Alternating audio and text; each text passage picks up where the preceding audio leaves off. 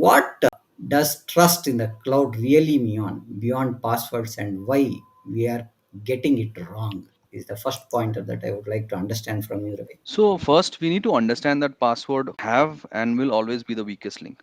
We Mm. cannot be relying on password, and I believe everyone knows this, right? We have, and now we need to talk about various cloud environments, right?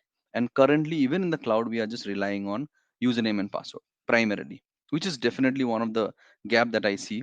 We cannot build a secure ecosystems if passwords are one of our primary, right?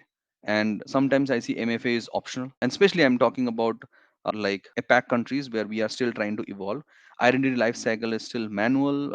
I mean, and overall, if you see, because of these weakest links or gaps, the trust in the cloud means just putting the username and password, but ideally it should be more than just verifying a login.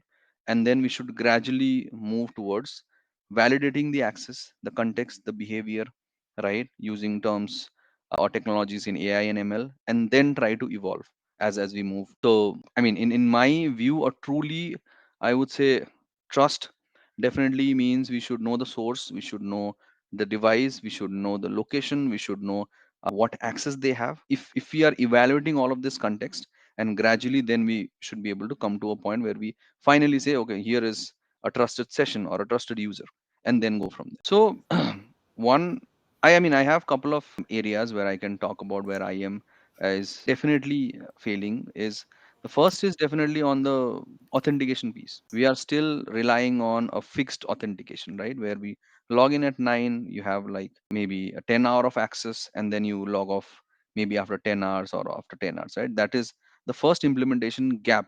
Organization who are on the initial stage feel that that is the best that they can achieve, but that was back in maybe 5 years ago. So, and then that's where we should learn that MFA is just not enough. There are so many ways hackers have already figured out through social engineering or through MFA fatigue, DDoS, credential stuffing, that these all can be breached, and it's not that secure.